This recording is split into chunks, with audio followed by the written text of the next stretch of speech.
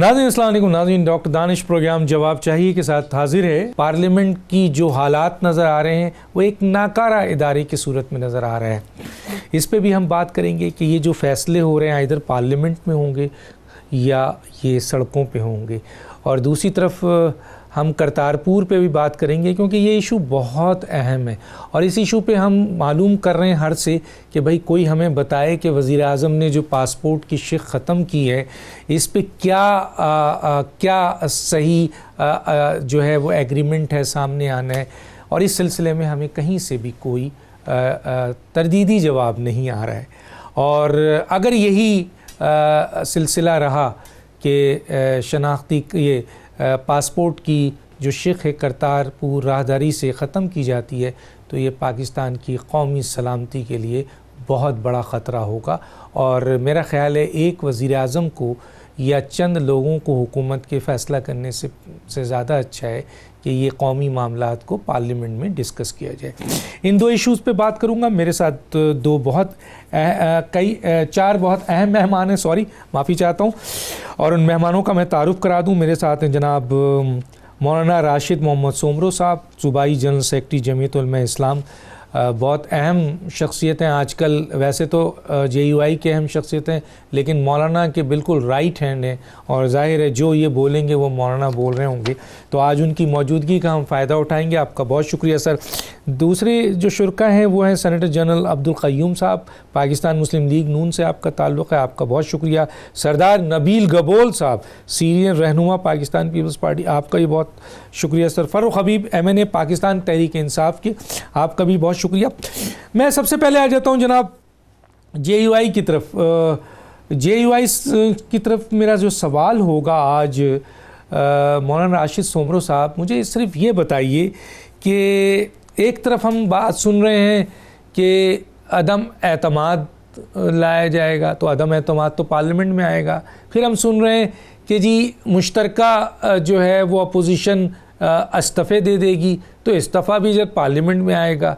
फिर हम ये सुनते हैं कि ये जो आज़ादी मार्च है ये अपने इस पॉइंट ऑफ व्यू से बिल्कुल हटने को तैयार नहीं है। इस पर सब मुत्तफ़िक़ हैं कि जनाब आली वज़ीर आज़म इस्तीफ़ा दें, हुकूमत जो है वो घर जाए।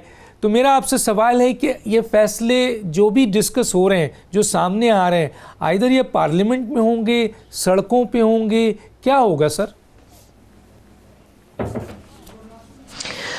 बिस्मिल्लाहिर्रहमानिर्रहीम। सबसे पहले तो मैं आपका शुक्रिया अदा करता हूँ कि आपने इस अहम मौजू पर मुझे मदऊ किया।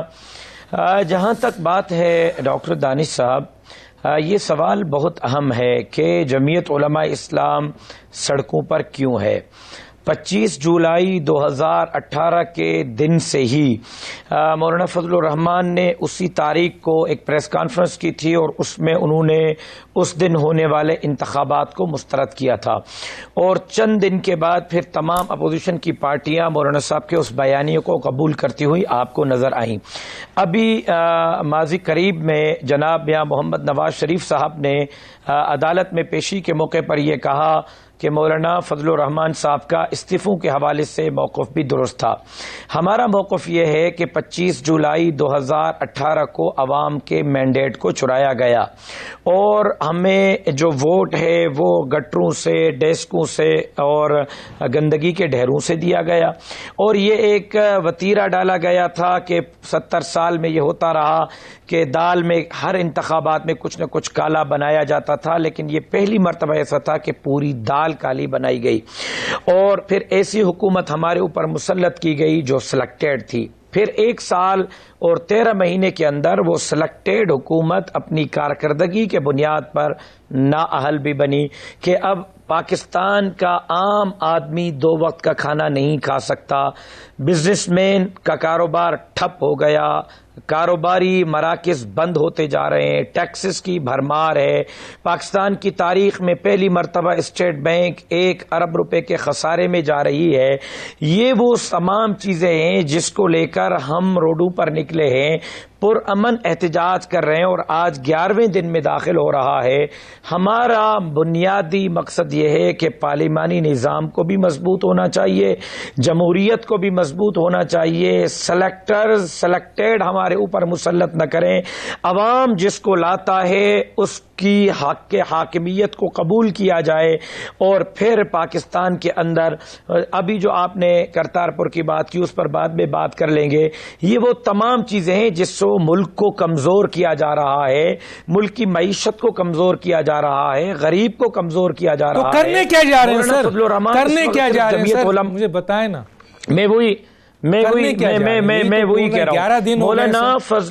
मौलाना मैं अर्ज करूं डॉक्टर दानिश साहब, मौलाना फजलुर रहमान अब सिर्फ एक पार्टी या एक पार्टी के नुमाइंदों की आवाज नहीं है, इस वक्त वो पूरे पाकिस्तानी कौम की आवाज बनकर 11 दिन से इस्लामाबाद में बैठे हुए हैं और इमरान खान साहब को रोजाना ड्रोन फुटेजेस भेजकर ये बतला रहे हैं कि आपने कहा था कि इतने लोग आ गए और उन्होंने ये नारा लगा दिया इस्लामाबाद के अंदर के गो इमरान गो, तो मैं गैरत के मारे इस्तीफा दे दूंगा। तो हम उनको रोजाना गैरत याद दिलाते हैं, उनके अपने अल्फाज याद दिलाते हैं कि ये लाखों अफराद और 4 करोड़ 70 लाख वोट हासिल करने वाली अपोजिशन आपको कह रही है कि गो इमरान गो, अब आप हमारी और मुल्क की और अवाम की जान छोड़ें, अब यह मुल्क आपको मजीद बर्दाश्त नहीं कर सकता।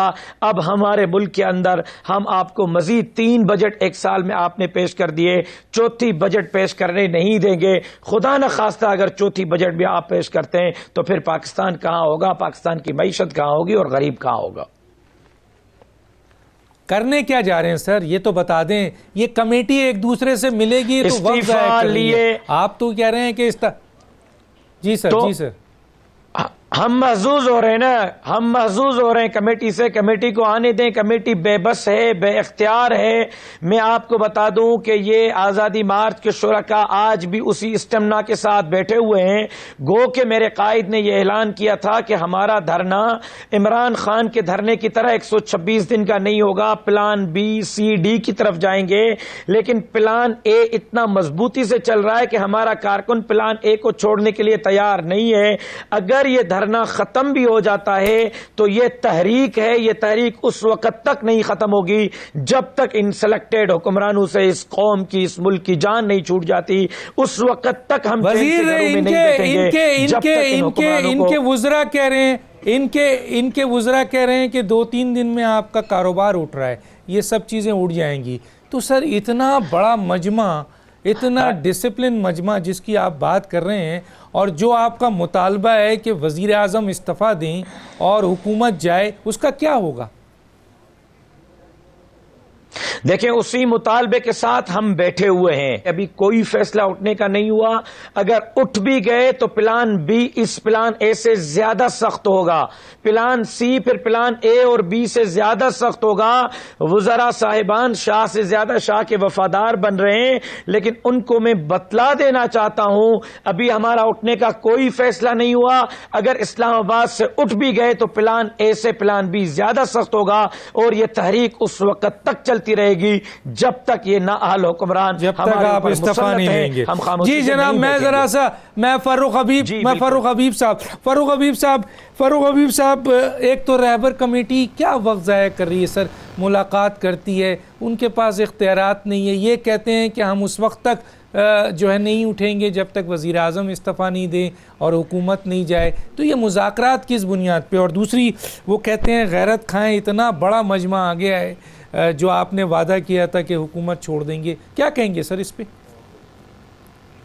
देखें, बात यह है जो बड़ी वाज़ेह है इस हवाले से, मुझे आप ये बताएं कि 8-10 साल मुसलसल जो है वो JUI PMLN के साथ, पीपल्स पार्टी के साथ जो है ये हुकूमत के अंदर रहे। पीपल्स पार्टी के दौर के अंदर जो है वो करप्शन की गज़ब कहानियाँ सामने आई, सुई गैस की लोड शेडिंग, बिजली की लोड शेडिंग, महंगाई, बेरोज़गारी, सब कुछ नज़र आता रहा।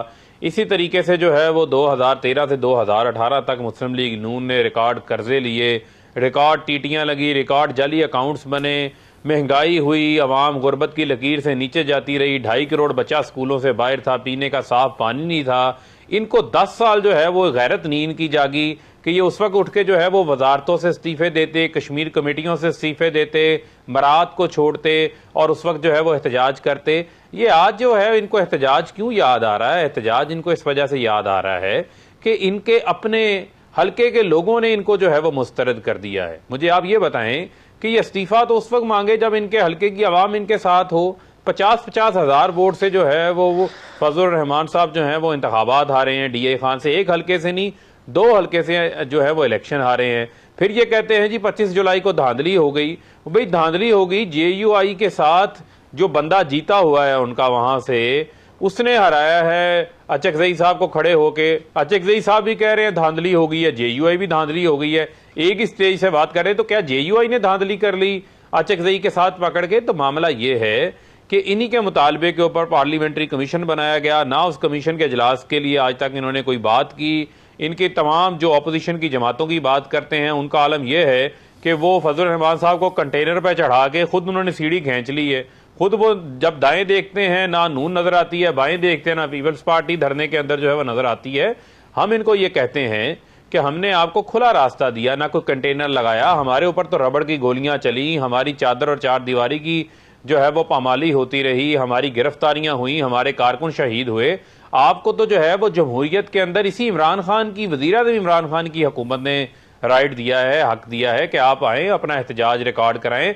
जिस अंदाज से आप लोग जो है वो करना चाहते हैं, आपको इस्लामाबाद तक आने के लिए खुला रास्ता फराहम किया गया। हम अब भी आपको कहते हैं जितनी देर आप बैठना चाहते हैं बैठें, लेकिन जो आपका मुतालबात हैं, ये मुतालबात उस वक्त माने जाते हैं जब बंदे के अंदर अपनी खुद एक जो है वो अखलाकी कुव्वत साथ हो, जब अवाम की ताकत आपके साथ हो।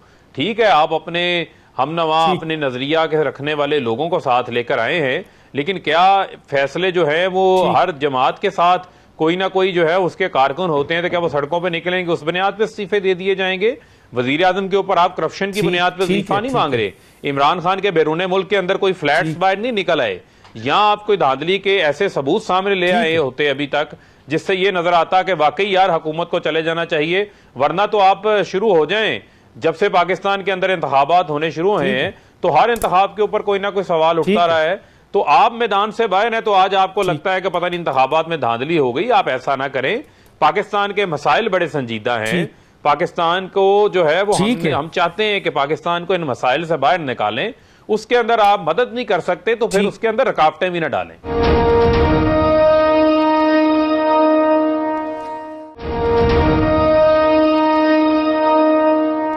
जनरल साहब, आपने उनकी बात सुनी कि आपने सीढ़ी लगाकर सीढ़ी उतार दी है, ये तो आप जवाब दीजिए, जो कि ज़रूर दीजिए, लोग ये सुनना चाहते हैं और ऐसा एक तासुर भी पैदा हो रहा है। दूसरी तरफ जो मेरा सवाल है कि वो ये है कि सर मौलाना साहब, जो JUI का इस वक्त एहतजाज है उसमें पूरा अपोजिशन इस बात पे तो उनके साथ है, जो नज़र आता है कि वज़ीर आज़म इस्तीफ़ा दें, हुकूमत जाए। लेकिन मेरा सवाल यहाँ पे ये होगा कि कैसे जाए, कैसे वो इस्तीफ़ा दें, किस तरह? जी जनाब। जी देखिए डॉक्टर साहब, एक तो बहुत शुक्रिया कि आपने इनवाइट किया और मैं पार्टिसिपेंट्स को भी बड़े एहतराम के साथ सलाम करना चाहता हूँ। देखिए मसला ये है कि इस हुकूमत के आने के फ़ौरन बाद एक सिर्फ पार्टी ने, मौलाना फजल रहमान साहब की नहीं, सारी जमातों ने तहफ़्फ़ुज़ात का इज़हार किया और क्रिस्टल क्लियर बयान उस इल्ज़ामात लगे अबूरी हुकूमत और इलेक्शन कमीशन की जो नाकामी थी, जो ब्लैकआउट हुआ, और कई जगहों के ऊपर जो ऐसे ऐसे हल्के थे जहां कैंडिडेट इनका 2000 वोट से जीता और 9000 वोट जो हैं वो रिजेक्ट हुए। ऐसी बहुत सी चीज़ें हैं। लेकिन फिर भी आल्दो मौलाना फजल रहमान साहब की यही रिकमेंडेशन थी कि सब बाइकाट करें और इस्तीफा दे दें, लेकिन पार्टियों ने मुल्क के मफाद के अंदर ये कहा कि नहीं, हम कंटिन्यू करते हैं। और यहां तक कि पार्लियामेंट में जाके शहबाज शरीफ साहब ने भी और पीपल पार्टी की क़यादत ने भी, जरदारी साहब ने भी कहा कि आप एक कदम आगे आए, हम 2 कदम आगे आएंगे। मीसा के मईशत की बात हुई, लेकिन आप ये देखें कि इनके मिनिस्टर्स ने हर क्या कुछ नहीं कहा। मतलब है कि अनप्रेसिडेंटेड डाकू, चोर और उनकी तरफ उंगलियां कर करके प्रोवोक किया, उस पे वॉकआउट्स होते रहे। तो हम इनको समझाते रहे कि देखिए पार्लियामेंट को बेतौकीर ना करें, पार्लियामेंट के अंदर बैठ के सारे फैसले हो सकते हैं। अभी आप देखें डॉक्टर साहब के पिछले 2 महीनों से 2 months 60 days है पास्ट, और अभी भी सेनेट का आज जो इजलास हुआ है वो भी हमारी रिक्वेजिशन पे हुआ है। और मसला सिर्फ ये है कि चूंकि अगर इजलास होगा तो ये हम जो ऑर्डिनेंस इशू कर रहे हैं इनको एक रेजोल्यूशन के तहत ये रिजेक्ट कर देंगे, तो इसको डिले करते जाओ। तो अगर आपने ऑर्डिनेंस पे हुकूमत चलानी है, फिर दूसरी बात है गवर्नेंस की, जिस पे मौलाना ने भी रोशनी डाली है। उसमें आप देखें कि महंगाई, बेरोजगारी, 1 करोड़ लोगों को जॉब देने की बात, तकरीबन 10-15 लाख लोग जॉब से महरूम हो गए। सर मेरे सवाल का जवाब दो, मेरे सवाल का जवाब दे। ये सब पता है सर जी, ये बिल्कुल पता है, लेकिन मेरे सवाल का जवाब है लेकिन कि सर आप इस्तीफा मांग रहे हैं, मैं इसका जवाब देना सर, कैसे इस्तीफा? जी हाँ जी सर। देखिए हम नहीं जी सर, वो बात उन्होंने एक और ये की कि वो इनको ऊपर चढ़ा के स्टेज पे, तो नीचे से इन्होंने वो उसको स्टेयर्स को हटा दिया। सीढ़ी हम जी हम इनके साथ right from the beginning till and खड़े हैं, इनके मुतालबात के साथ खड़े हैं। और ये चूंकि एक जमात का, फजलुर रहमान साहब की जमात का अपना इनिशिएटिव था, ये आल पार्टी के लेवल के ऊपर फैसला हो के अगर ये होता शुरू, तो वो शुरू से सारी बातों में साथ होते। लेकिन हमने कहा कि चूंकि इन्होंने फिर हमें कंसल्ट किया है और इनके मुतालबात से, हम सारे चारों मुतालबात जो ये इन्होंने मेन दिए हैं उससे सारी पार्टी मुतफिक हैं, तो फिर नवाज शरीफ साहब के पास भी जब हमारी जमात का सारी रिकमेंडेशंस गई, तो उन्होंने भी जो लेटर लिखा, जो हमने मौलाना साहब को पढ़ाया भी, उस पर भी उन्होंने ये कहा कि इनको फैसिलिटेट भी किया जाए, सपोर्ट भी किया जाए।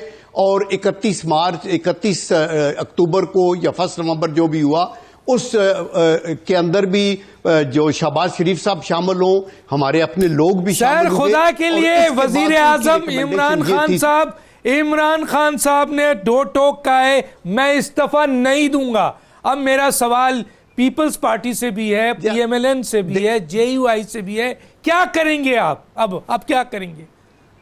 चले जाए आप घर, पार्लियामेंट में अदम एतमाद ले आए, या पार्लियामेंट में आप मुश्तरका इस्तीफा दे दें? जी क्या करेंगे? देखो, आपके पास सारी कॉन्स्टिट्यूशनल ऑप्शंस हैं। आप पार्लियामेंट के अंदर नो कॉन्फिडेंस हो सकता है। देखिए, जब आप इस्तीफे की बात करते हैं तो आप एक मॉरल प्रेशर डालते हैं कि आपकी गवर्नेंस आपसे नहीं हो रही, आपकी इंटरनेशनल आइसोलेशन हो रही है, आपसे मुल्क नहीं चल रहा, आप एहतसाब के नाम पे इंतकाम की बात कर रहे हैं, लोग नाखुश हो गए हैं, तो आप इस्तीफा दें। तो वो तो इस्तीफा उन्होंने मर्जी से देना है, ये बात बिल्कुल ठीक है कि आप जबरदस्ती बंदूक की नोक से तो नहीं ले सकते।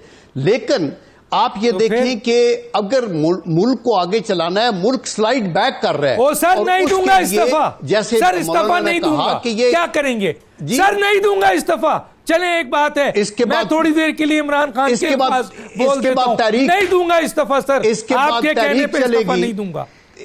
इसके बाद अच्छा, इसके बाद तहरीक चलेगी, हर सूबे के अंदर जो है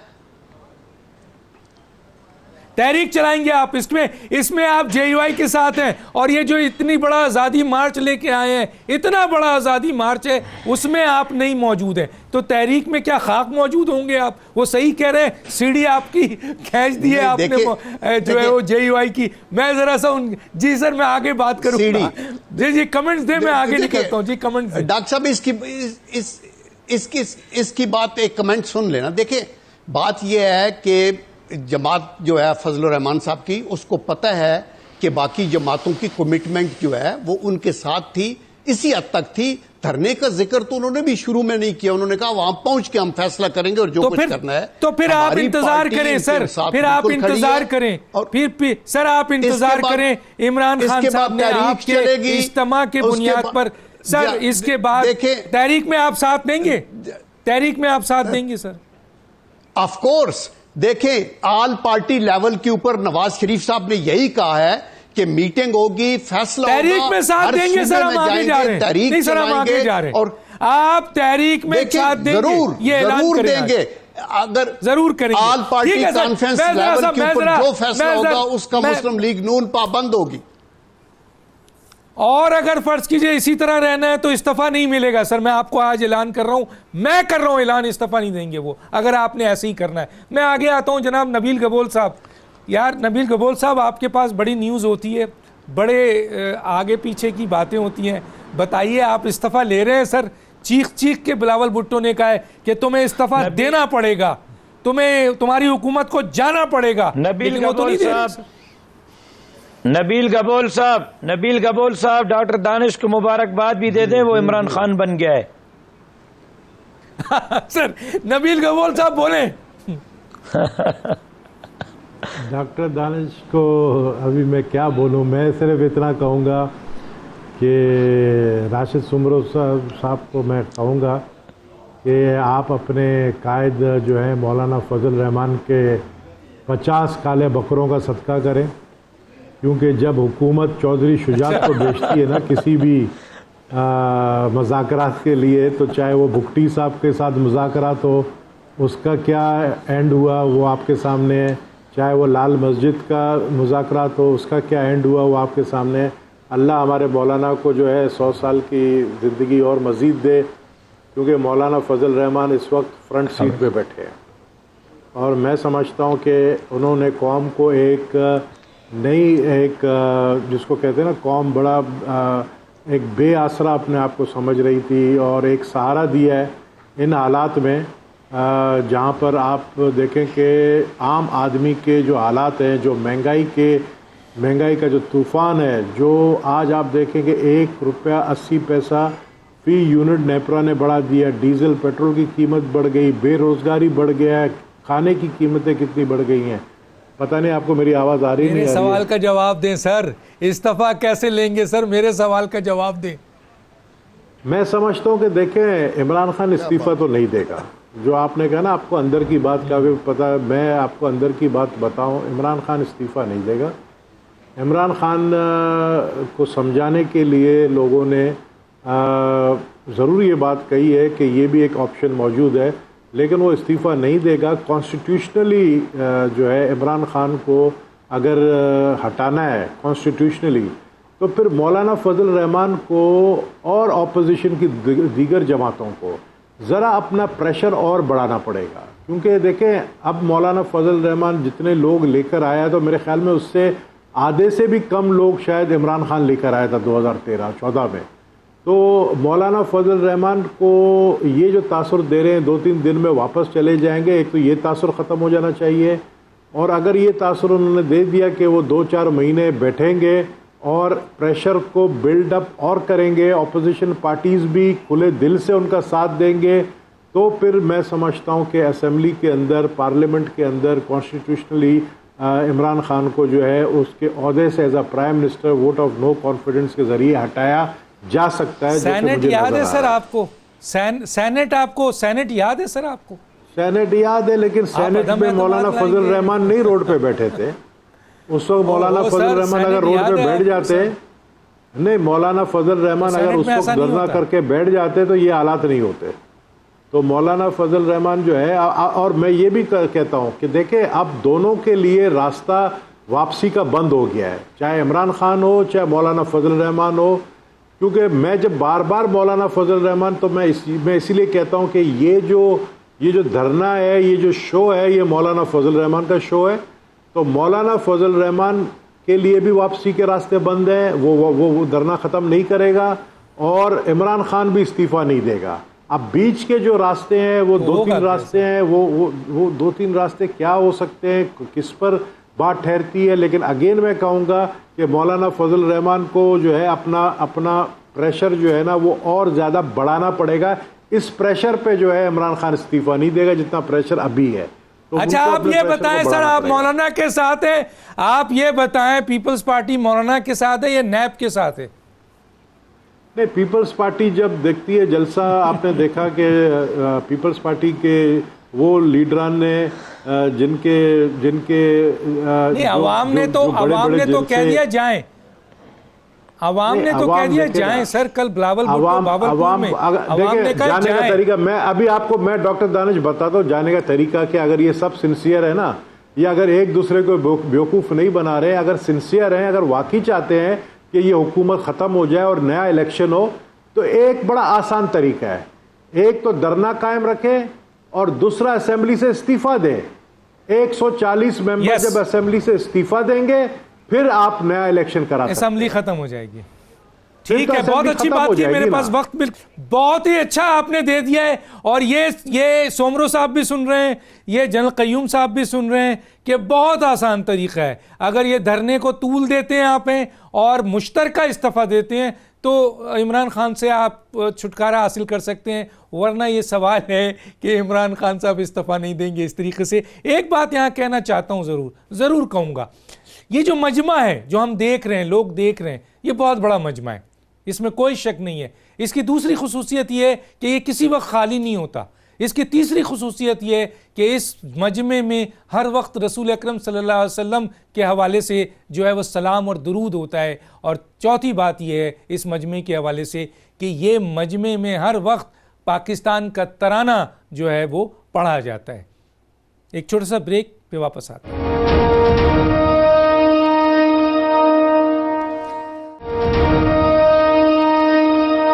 वेलकम बैक। फर्रुख हबीब साहब एक तरफ ईरान में, एक तरफ अफगानिस्तान में बाढ़ लगा रहे हैं और इधर राहदारी में पासपोर्ट के बगैर इंडियन को हम आने दे रहे हैं। क्या कहेंगे सर? ये कौमी सलामती के खिलाफ सख्त खतरा है, हर आदमी बहुत खतरा है। देखें डॉक्टर साहब, पहले तो ज़रा मुझे बातें कर लें, दो तीन कुछ बातें आपने की, कुछ बातें इन्होंने की। देखें मामला ये है कि बाबा गुरु नानक जो है वो इस धरती के ऊपर रहे, इस ज़मीन के ऊपर रहे, ठीक है, ये एक हकीकत है। इस हकीकत को आप भी नहीं बदल सकते, इस हकीकत को हम भी नहीं बदल सकते।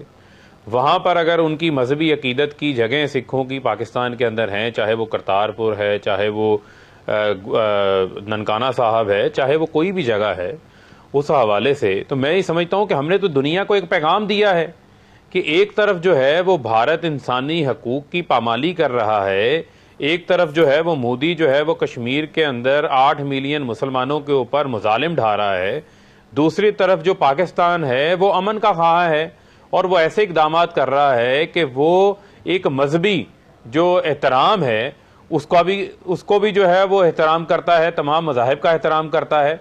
और मैं समझता हूँ कि अगर किसी को यहाँ पर आने के हवाले से हमने फैसिलिटेट किया है तो सिख आज इमरान खान की हुकूमत में नहीं आ रहे, इससे पहले भी आते नहीं हैं। हाँ, हमने करतारपुर को डेवलप करके एक डिप्लोमेटिक हमने एक स्टेप लिया है जिसको पूरी दुनिया ने अप्रिशिएट किया है। दुनिया इसको जो है वो कदर की निगाह से देख रही है। आपकी जितनी इवन भारत के अंदर सिख कम्युनिटी चाहे बैठी है, चाहे वो दुनिया के किसी भी हिस्से में बैठी है, उसने मोदी के इन इकदामात की जो है वो मजम्मत भी की है।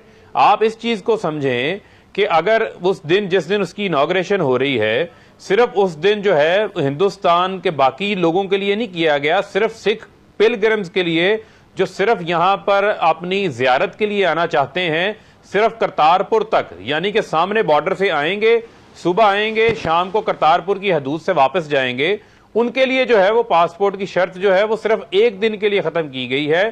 सिर्फ उसकी जो उनकी 550वीं सालगिरह है उस मौका के ऊपर इसका इफ्तिताह किया जा रहा है। और मैं ही समझता हूं कि इससे पाकिस्तान का एक दुनिया के अंदर इमेज डेवलप हुआ। सर एक सवाल, दूसरी तरफ आए, सर एक सवाल, सर एक सवाल, सर बहुत अहम सवाल है, सर एक बहुत, सर मैं दूंगा एक अहम सवाल, सर एक अहम सवाल, सर ये मैं एक अहम सवाल मेरे पास जो है ना वजारत खारजा का स्टेटमेंट है, मैं आपसे एक सवाल पूछना चाहता हूं। ये तासुर कि ये एक दिन का है, आप आज ऐलान कर दें कि वजीर आजम ने ये करतारपुर राहदारी के लिए पासपोर्ट की शर्त एक दिन की दी है, आप बड़े वसूख से ये कह सकते हैं? देखें डॉक्टर साहब, बात यह है, इसके ऊपर भी तफसीलात सामने आ जाएंगी। मैं आपको जो बात कर रहा हूं आप उस तरफ फोकस करें। मुझे आप ये बताएं कि पूरी दुनिया के अंदर जो है रिलीजियस टूरिज्म से आपकी इकोनॉमी को बहुत ज्यादा बेनिफिट होता है। आप इसका दूसरा एस्पेक्ट अवाम को क्यों नहीं बता रहे?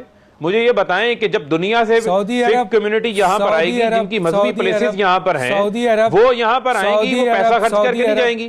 दूसरा मैं आपसे इंसानी हमदर्दी की बुनियाद पर मदीना है, सऊदी अरब में मक्का और मदीना है। सर आप ये बताइए दोनों मुस्लिम डॉक्टर दानिश साहब, सुन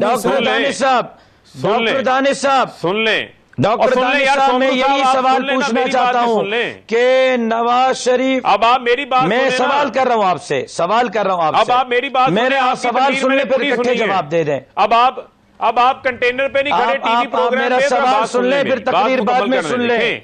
आप जरा मेरा नहीं, मैंने सवाल आपकी सुन बातें ले फिर सुनी, जवाब मैंने दे बड़ी देना। तसल्ली से सुनी आप है। मेरा एक सवाल, मैंने आप आपकी मेरा बातें सवाल बड़ी सुने, तसल्ली से सुनी है। आप मेरा सवाल आपको सुन ले। आपको सवाल मैं करने का अभी हक मैं भी नहीं है, तवज्जो आपने से सवाल सुन रहा करने हूँ, का आप अपनी मेरा बात एक पे कर सवाल लेते। सुन ले। नहीं, आप सिर्फ आप मेरा अपनी बात आप तसल्ली हुकूमत पे को कर लेते। रिप्रेजेंट कर रहे हैं, मेरा एक सवाल किसी सुन की ले। बात समझ में नहीं आएगी। मेरा सवाल ये है, बता दे मेरा डॉक्टर साहब, सवाल ये बता है, दे। मेरा डॉक्टर साहब, सवाल एंकर ये आप हैं, है मैं कि आपको आप टाइम सिखों दूंगा, को, मैं आपको टाइम दूंगा। आप सिखों को तो मुफ्त में बगैर पासपोर्ट के पाकिस्तान भेज रहे हैं, वही हाजियों का हज 2 लाख से 5 लाख में कर दिया है आपने। मुसलमानों को आप सहूलत मक्के और मदीने की, उनका तो हज आपने इतना महंगा कर दिया कि गरीब आदमी अब मक्का मदीना नहीं देख सकता। अब सुन ले जवाब सुन ले उनका जवाब सुन ले। आपने अब आप आए बाएं शाएं ना करें। देखें, बात ये है, हमें ये कहते हैं जी बैरूनी झंडे के ऊपर काम कर रहे हैं। मुझे ये बताएं कि क्या वो वाली एना पैटरसन के साथ जब फजलुर रहमान साहब मीटिंग कर रहे थे, उसको इन्होंने नहीं कहा था कि विकीलीक्स में भी आ गई सामने कि मुझे आप वजीर आजम बना दें, मैं अमेरिका की बड़ी अच्छी तरीके से खिदमत कर लूंगा, उसका भी जवाब दे दें। वो तमाम तर चीजें आज मौजूद हैं। और मुझे आप ये बताएं कि इनको आज बड़ी फिक्र होगी, इनको हमेशा इस्लाम के नाम से ज्यादा इस्लामाबाद की ज्यादा फिक्र रहती है, इनको बरात की फिक्र रहती है, इनको कश्मीर कमेटियों की फिक्र रहती है। बात ये अब सुन ले जरा हौसला रखें, आपने बड़ी बातें की हैं। मामला ये है कि मुझे ये बताएं कि इनकी अचीवमेंट क्या है। इमरान खान तो वजीर आजम बनने से पहले इस मुल्क को जो है वो वर्ल्ड चैंपियन उसने बनाया। इमरान खान ने तो जो है वो पाकिस्तान का दुनिया के अंदर बड़े जो है वो चैरिटी हॉस्पिटल्स के अंदर जो है वो एक हॉस्पिटल बनाया। ये आज खड़े होकर बातें करते हैं। इमरान खान के ऊपर तो आज तक जो है वो करप्शन का कोई मामला नहीं है। इमरान खान ने तो 9 महीने वजीर आजम बनने से पहले अपनी एक एक चीज का हिसाब देकर आया है। आज हमें ये लोग उठ के बातें करेंगे जिन लोगों ने जो है वो मदारिस के बच्चों को मदारिस के नाम के ऊपर फंडिंग खा गए, जो फाटा मर्जर के खिलाफ बैरूने मुल्क से फंडिंग लेते रहे हैं। मेरे मुंह से बातें निकलेंगी तो इनको जवाब देने मुश्किल हो जाएंगे। मैं ये बात करता हूं, मैं जरा सा इमेज है जो हमने नबील गबोल के पास इल्जाम क्यों लगा रहे हैं? गवर्नमेंट है आपके दुनिया पास, के अंदर बेहतर कर रहे हैं। और ये मेरे पास टाइम नहीं है, मैं नबील गबोल के पास और जनरल साहब के पास आना है। प्लीज मेहरबानी करें, मुझे नबील गबोल यार, मुझे नबील गबोल, अभी बहुत सारी बातें हैं नबील गबोल साहब क्या कहते हैं? नबील गबोल साहब क्या कहते हैं? प्लीज सर, नबील गबोल साहब के दौर में खत्म हुए हैं। ठीक है सर, ठीक है, ओके। नबील गबोल साहब क्या कहते हैं इस पे, करतारपुर पे पासपोर्ट के बगैर? यार देखें, मैं समझता हूँ कि ये रिलीजियस मैटर है और हमें ये नहीं बात करनी चाहिए कि सिखों को जो है हम सहूलत दे रहे हैं, या क्योंकि ये एक रिलीजियस मैटर है। और अगर हम इसको डिप्लोमेटिकली देखें, बात कर रहे हैं हमें पासपोर्ट की, नहीं पासपोर्ट की अगर आप बात कर रहे हैं, राहदारी की आप बात कर रहे हैं, क्या आप मक्के और मदीने नहीं जाते? क्या आपके लिए वो रिलीजियस नहीं है? क्या वो मुसलमान कंट्री नहीं है जो हमसे पासपोर्ट मांगता है? वो भी छोड़ दे पासपोर्ट सर। जहाँ तक देखे रिलीजियस मैटर है उस पर मैं बात नहीं करूंगा कि सिखों को राहदारी क्यों दी जा रही है, क्यों नहीं दी जा रही, लेकिन मैं ये जरूर कहूंगा कि भारतीय नेशनल को राहदारी देने का मकसद जो है मुझे समझ नहीं आ रहा है कि भारतीय शहरी है, सिख जो है वो भारतीय शहरी है। और हमें जो है पाकिस्तानियों को तो अभी राहदारी तो छोड़ दे, दूर की बात है, वीज़ा तक भी नहीं मिल रहा है। इवन जो बिजनेस कम्युनिटी है या कोई आर्टिस्ट है उस तक को वीज़ा नहीं दे रहे। तो मैं समझता हूँ कि ये एक तरफा जो आप सहूलत दे रहे हैं भारतीयों को और उनको राहदारी यानी बग़ैर पासपोर्ट का आने का बात बड़ी ताज्जुब वाली बात है। और बात मौलाना साहब ने सही कही है कि अगर इस तरह है तो फिर आप सऊदी अरब से भी बात करें, सऊदी अरब को भी कहें कि हमें मक्का मदीना बग़ैर पासपोर्ट का जाने दें। हमारे लिए भी वो जगह ऐसे ही है जिस तरह सिखों के लिए गुरु नानक का जो है बर्थ प्लेस है। और अगर आप इस चीज़ को देखें, आप देखें सिखों को भी अब ये एहसास हो जाना चाहिए कि पाकिस्तान उनको उनके गुरु नानक के जन्मदिन के लिए जो है उनको बग़ैर पासपोर्ट आने दे रहा है। जबकि दूसरी तरफ इंडिया का एक प्राइम मिनिस्टर हुआ करती थी इंदिरा गांधी, जिसने इन्हीं के टेंपल पे जो है हमला किया फौज के ज़रिए और इनके ही लोगों को वहाँ मारा, टेंपल के अंदर घुस के मारा। तो ये फ़र्क है मैं समझता हूँ पाकिस्तान में और भारत में।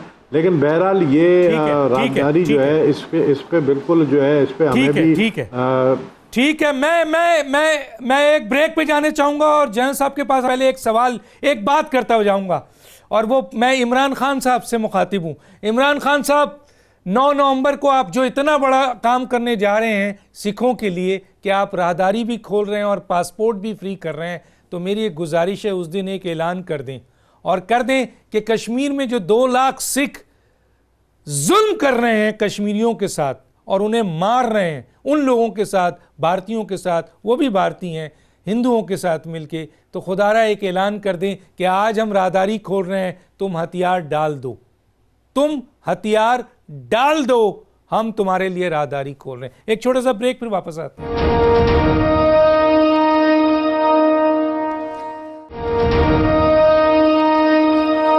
वेलकम बैक जी। जनरल अब्दुल कयूम साहब, क्या कहेंगे आप पासपोर्ट के बगैर ये राहदारी के हवाले से? जी बहुत मेहरबानी डॉक्टर साहब। देखिए मेरी बात काइंडली 2-1 मिनट अनइंटरप्टेड सुन लें।